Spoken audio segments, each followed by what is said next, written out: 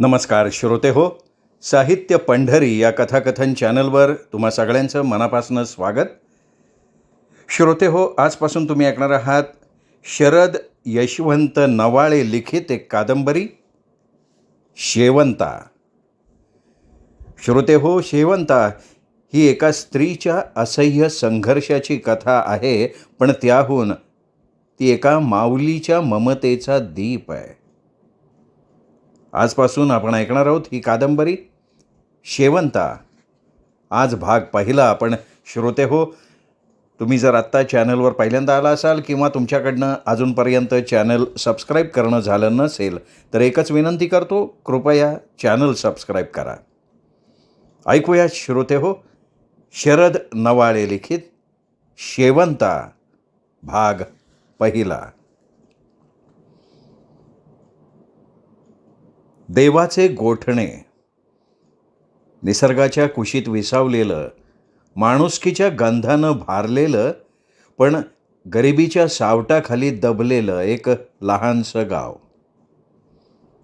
ही फक्त एक वस्ती नाही, ही एक श्वास घेणारी भावना आहे.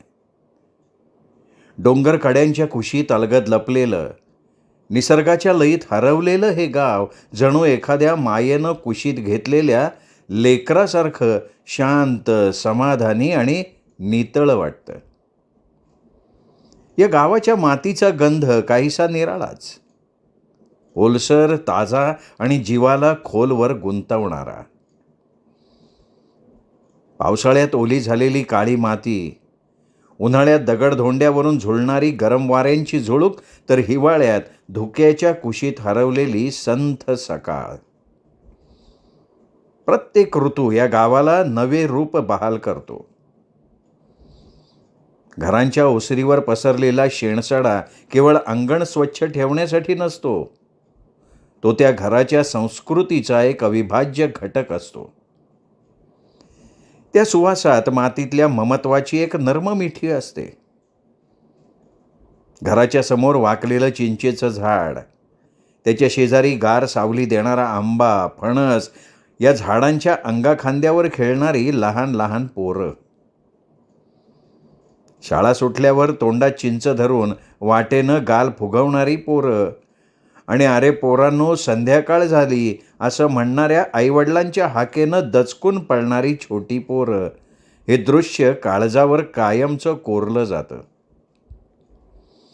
मागच्या अंगणाच्या परसवात असलेली एखादी तुटकशी फळबाग, संघर्षाच्या झाडावर उमललेलं आशेचं नाजूक फूल वाटतं.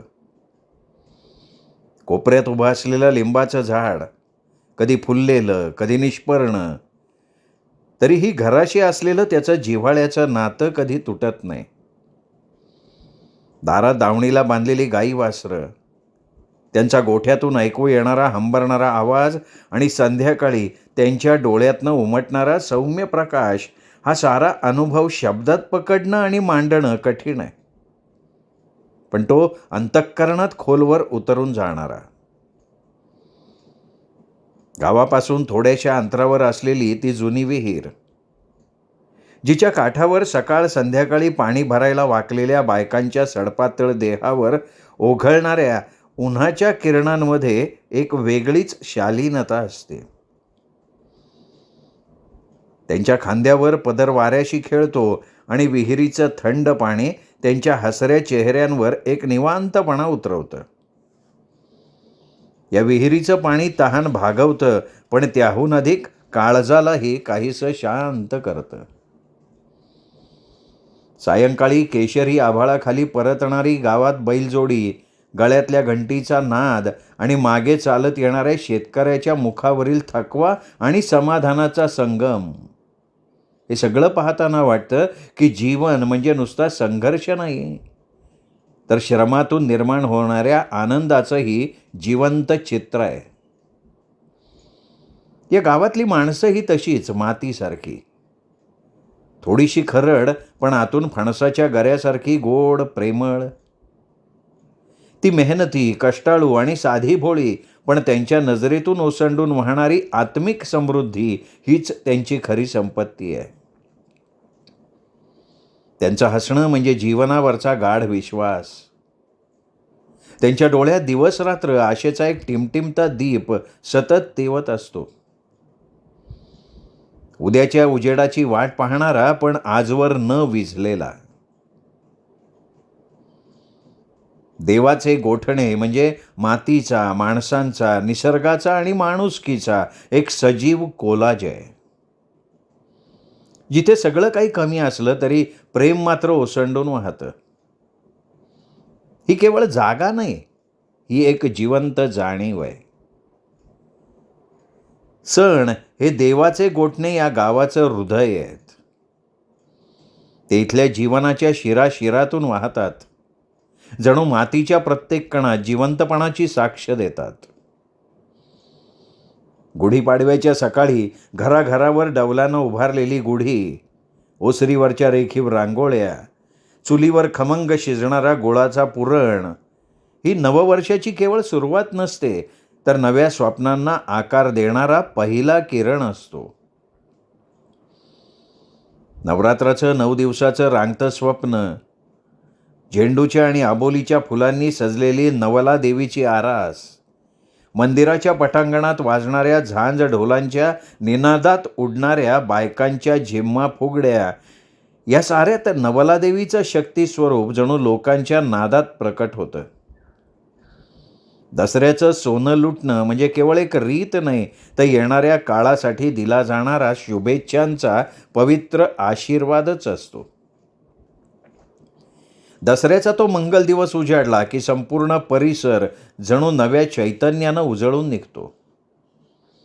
पहाटेच्या सौम्य किरणांसोबतच गावोगावी वाजणारे ढोलताशांचे निनाद वातावरणात दुमदुमत असतात. भार्गवराम मंदिराच्या दिशेनं जाणारी प्रत्येक पायवाट माणसांच्या लोंढ्यांनी गजबजून गेलेली असते. लहान मुलांच्या खट्याळ हशांनी, वृद्धांच्या संवादांनी आणि तरुणाईच्या उत्साहाने संपूर्ण परिसर दणाणून जातो. मंदिराच्या सभोवताली छोट्या मोठ्या दुकानांची रांग लागलेली असते. भज्यांचे स्टॉल, गुळाचा चहा, खेळणी, रंगीबेरंगी बांगड्या, ओवाळणीचं साहित्य आणि नानाविध गोडधोड पदार्थ. त्या दुकानांवर उमटणाऱ्या वासांनी जणू उत्सवाची चाहूल दिलेली असते. कडधान्याचा वास, तुपात तळलेल्या पोह्यांचा सुगंध आणि साखरेचा गोड गंध संपूर्ण वातावरण अधिकच दरवळून जातं. कुठे फुगडी खेळणाऱ्या मुलींचं खळखळून हसणं, कुठे झाकडी नृत्याच्या तालावर थिरकणारे नृत्यप्रेमी, तर कुठे वयोवृद्ध मंडळी भक्तिभावानं भार्गवराम देवाच्या नावाचा गजर करताना दिसतात. मंदिराच्या दाराशी सुंदर रांगोळ्या काढलेल्या असतात. पिवळ्या हळदीच्या रेषा आणि लाल कुंकवानं नटलेली सजावट जणू देवतेच्या स्वागतासाठी सज्ज असते. धूप, अगरबत्ती आणि फुलांच्या सुवासानं मंदिराचा प्रत्येक कोपरा पवित्रतेनं न्हालेला असतो. गर्भगृहात दिव्यांचा मंद उजेड आणि भक्तांच्या प्रार्थनांचे निशब्द सूर एक अद्भुत शांततेचा अनुभव देतात. दुपार जवळ आली की भार्गवराम देवाची पालखी सजवून मंदिराबाहेर काढली जाते. मोठ्या ढोलताशांच्या गजरात पालखीच्या मिरवणुकीला प्रारंभ होतो. पुढे नादमय तालावर चालणारे वादक, त्यांच्या हातातल्या झांजांचे ताल आणि नादानं भारलेलं वातावरण, संपूर्ण गावच देवाच्या नावानं थिरकत असतं. महिलांच्या ओवाळण्यानं मिरवणुकीला मंगल स्पर्श मिळतो. तरुणाई रंगीत फेटे बांधून नृत्य करत पालखीच्या मागे चालत असते. काही जण भक्तिभावानं डोळे मिटून चालत असतात, तर काही जण लहान मुलांचे हात धरून त्यांना या उत्सवाचा अनुभव देत असतात. संध्याकाळ होताच मंदिर परिसर दीपमाळांनी उजळून निघतो. मंद वाऱ्यावर डुलणारे दीप, त्यातून झळकणारा सुवासिक धूर आणि देवतेच्या नामस्मरणानं भारलेलं वातावरण. ही जत्रा केवळ एक धार्मिक उत्सव नाही, तर गावाच्या सांस्कृतिक एकतेचा जिवंत उत्सव असतो. भार्गवराम देवाच्या नावानं उमटणारा प्रत्येक जयघोष मनाच्या कप्प्यात खोलवर घर करून जातो. त्या दिवशी मंदिर परिसर हे केवळ एक जागा राहत नाही, तो गावाच्या सामूहिक श्रद्धेचा, प्रेमाचा आणि उत्सवाच्या रंगांनी रंगलेला जिवंत सांस्कृतिक उत्सव बनतो. दिवाळीच्या रात्री गावभर पसरलेली पणत्यांची रांग, घराघरात झळकणारे आकाशकंदील आणि ओवाळणीच्या वेळी डोळ्यात साठलेली आपुलकीची ओल, हे सगळं गावाला एका अदृश्य पण घट्ट धाग्यानं जोडून ठेवतं. इथली नाती खरी असतात, मृदू पण ठाम. भिंती जरी वेगळ्या असल्या तरी हृदय जोडलेली असतात. कोणाचं घर उघडं पडलं तर शेजाऱ्याचं ताट त्याच्यासाठी सजलेलं असतं. कोणाला ताप आला तर संपूर्ण वस्तीची झोप उडते. कोणाचं लग्न, बारसं किंवा कुठलाही सण असो, संपूर्ण गाव त्यात आपला वाटा उचलतं, हसतं, नाचतं आणि एकत्र जगतं. या गावात माणसं केवळ एकत्र राहत नाहीत, ती एकमेकांच्या जीवनात गाभ्यापासून गुंतलेली असतात. श्रम इथे केवळ गरज नाही, तो प्रतिष्ठेचा मानबिंदू आहे. पहाटे गवसणीतून बाहेर पडणारे शेतकरी, ओढ्यावर हंडा घेऊन वाकलेल्या बायका आणि गोठ्यात गाई म्हशींना प्रेमानं हाक देणाऱ्या आज्या, ही दृश्य रोजची असली तरी त्यात एक विलक्षण सौंदर्य दडलंय. इथं श्रमात श्रमिकाचं आत्मभान आहे. जमीन ही फक्त अन्न देणारी नव्हे, ती माणसाला त्याच्या अस्तित्वाशी जोडणारी माय आहे. पेरणी म्हणजे विश्वासाचं बीज आणि हंगाम म्हणजे धीराचा परीख. गावाचं समाज जीवन म्हणजे एक खुलं पुस्तक आहे, जिथे प्रत्येक पानावर माणसांची कथा कोरलेली असते. शाळेच्या पटांगणात खेळणारी चिमुकली स्वप्न, शिक्षकांच्या बोलण्याकडे एकटक पाहणारे डोळे आणि संध्याकाळच्या गप्पांमध्ये मावलेली लोकशाहीची चव, हे सगळं गावाच्या मनात खोल रुतलेलं असतं. वडीलधाऱ्यांचा आदर, परंपरांचा सन्मान आणि नव्याची चाहूल, या त्रिसूत्रीवरच गावाचं आयुष्य उभं आहे. देवाचे गोठणे म्हणजे एका छोट्या गावाचं मोठं हृदय आहे, जिथे माणुसकीचा गंध दरवळतो, निसर्ग प्रेमानं कवटाळतो आणि मातीच्या काळजातून आशेची पानं उमलतात. याच देवाचं गोठणं गावाच्या कुशीतच जन्मली शेवंता. जेमतेम मातीचा गंधही समजण्याआधीच गरिबीने तिच्या घरट्याला घट्ट विळखा घातला होता. तिच्या आईवडिलांचा संसार म्हणजे दिवस रात्र काबाड कष्ट करणाऱ्या हातांची कहाणी. राब राब राबूनही 2 वेळच्या पोटाची भ्रांत सुटायची नाही. गावातल्या शेतकऱ्यांच्या शेतात राबणं, उन्हातान्हात मजुरी करणं, क्वचित कुणाच्या घरी धुणी भांडी करणं, हेच त्यांच्या जगण्याचं साधन. पण एवढं करूनही त्या चुलीवर भाकरी भाजली जाईल का नाही याची शाश्वती नसायची. 6 भावंडं आणि त्यांचा वाढता गोतावळा, उपासमार ही त्यांच्या घराची ओळख झालेली होती. शेवंता लहान होती, पण तिच्या पायाला घराची धूळही लागायची नाही, कारण तिच्या वाट्याला बालपण नव्हतंच. ती जन्मली तेव्हापासून जणू एका जबाबदारीच्या ओझ्याखाली दडलेली होती. घरच्या परिस्थितीने तिचं भावविश्व कधी उमलूच दिलं नाही. इतर मुलांसारखं खेळणं, हसणं, स्वप्न बघणं, अभ्यास करणं, या सगळ्याचा तिला विसर पडलेला. तिचं आयुष्य म्हणजे सकाळी उठून आईला मदत करणं, लहान भावंडांना सांभाळणं, घरातली धुणी भांडी करणं आणि संध्याकाळी जनावरांना चारा टाकणं. वय लहान असलं तरी जबाबदाऱ्या मात्र मोठ्या होत्या. शाळा, शिक्षण ही स्वप्न फक्त ऐकायला चांगली वाटायची. ती ऐकायचीही. कधीतरी गावच्या चौकात उभं राहून शाळेत जाणाऱ्या मुलांकडे बघायची. त्यांच्या हातात असलेली पुस्तकं तिला खुणवायची, पण तिच्या हातात मात्र कधी गोठ्यातलं दुधाचं पात्र असायचं, तर कधी लहान भांडाचा हात असायचा. तिचं मन शिक्षणाच्या ओढीने तळमळायचं, पण तिच्या आयुष्याच्या कपाळावर लिहिलेलं भाळं वेगळंच होतं. शेवटी घराच्या अडचणीपुढे तिने स्वतःच्या इच्छा संपवल्या. 7वीच्या पुढे तिचं शिक्षणासाठी पाऊल पडूच शकलं नाही. तिने वयाच्या 10व्या-11व्या वर्षी संसाराच्या जबाबदाऱ्या उचलायला सुरुवात केली. आईवडिलांच्या खांद्याला खांदा लावून ती घर चालवायला लागली. लहानग्या भावंडांसाठी ती आई झाली, त्यांचं संगोपन करू लागली, त्यांना शिकवू लागली, त्यांना भरवू लागली. स्वतःसाठी मात्र तिच्याकडे कधी वेळ नव्हता. तिच्या चेहऱ्यावरची कोवळी कुठल्या काळात निघून गेली तिलाही कळलं नाही. आयुष्याचा भार तिने इतक्या लहान वयात पेलला की तिच्या हातून लहानपणच निसटून गेलं. हळूहळू तिच्या मनात एक भीती घर करू लागली. हेच आयुष्य आहे का? कधी संपणारा नाही असा हा संघर्षाचा प्रवास? स्वप्नांना पंख देणं दूर, पण त्यांची सावलीही तिच्या आयुष्यात पडू शकत नव्हती का? गरिबीच्या या पिंजऱ्यातून बाहेर पडण्यासाठी काहीच मार्ग नव्हता का?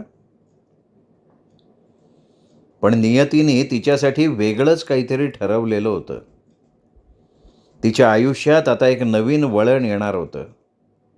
एक असा टप्पा जिथे ती स्वतःच्या अस्तित्वाला नवीन दिशा देऊ शकणार होती. पण हा प्रवास सोपा नव्हता. तो संकष्टांचा होता, संघर्षाचा होता, पण त्याचबरोबर स्वत्व शोधण्याचा आणि स्वतःसाठी उभं राहण्याचा होता. वय वाढत गेलं तसा तिचा संघर्ष अधिकच तीव्र झाला. तिच्या आयुष्याचा प्रत्येक दिवस संघर्षाचा नवा अध्याय लिहित होता.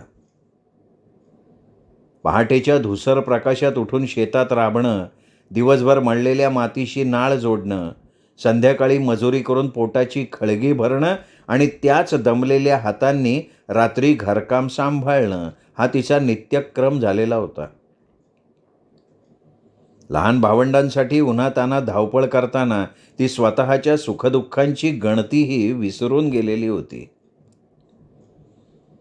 शेवंता हुशार होती, शिकण्याची तिला विलक्षण ओढ होती, पण गावच्या चिरेबंद परंपरांनी तिच्या स्वप्नांवरच बंदी घातली होती. मुलींना फार शिकवायचं नसतं हा वडीलधाऱ्यांचा जणू अटळ न्याय होता.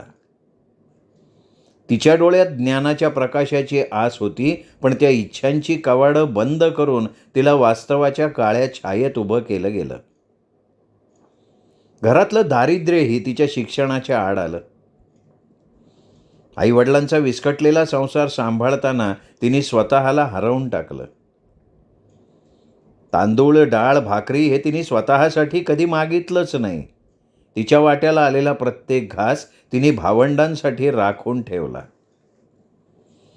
पावसाळ्यात पीक वाहून जायचं, उन्हाळ्यात दुष्काळ तोंड उघडायचा आणि या निसर्गाच्या खेळात तिचं बालपण कधी संपलं तिलाही कळलं नाही.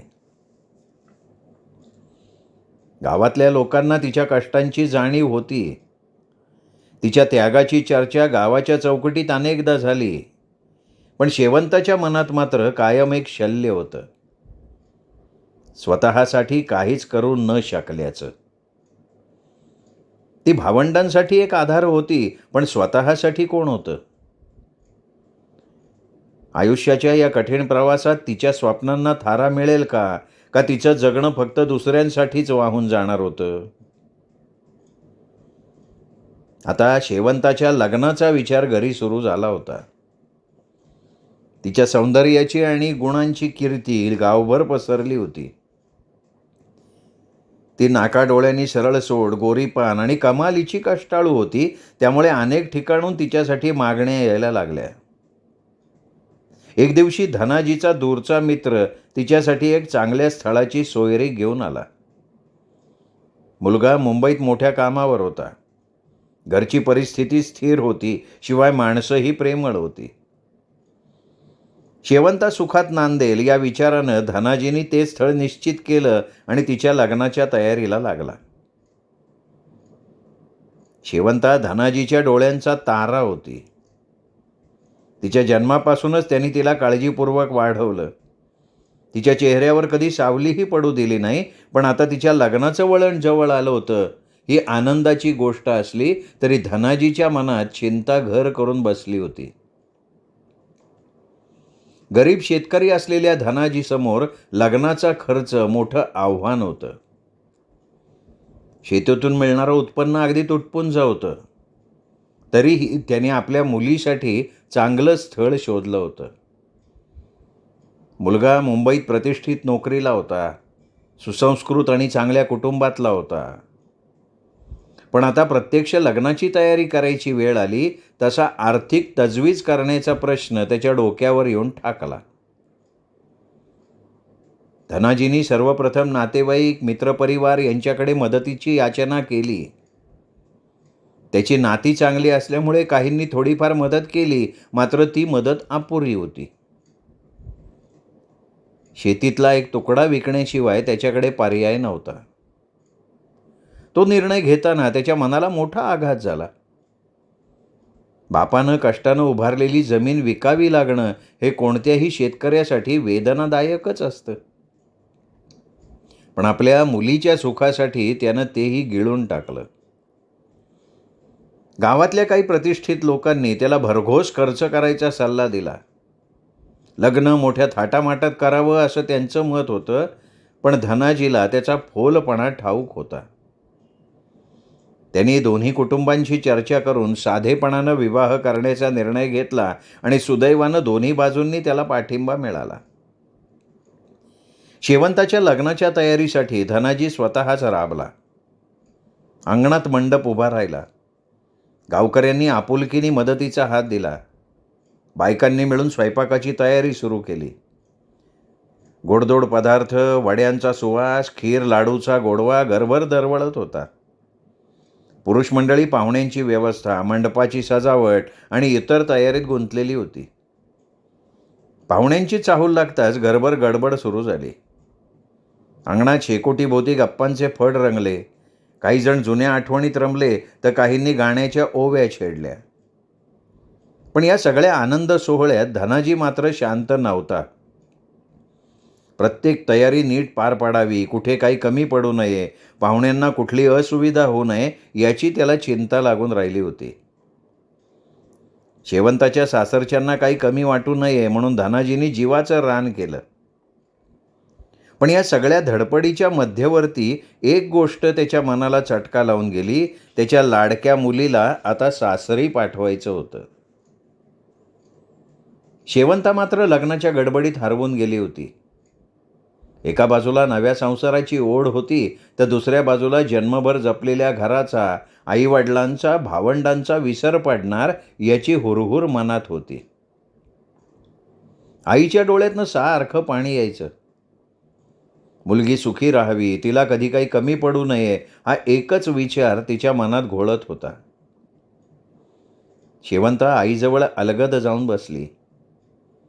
आईने तिच्या केसांवरनं हलकेच हात फिरवला. त्या स्पर्शात न बोलताही खूप काही होतं.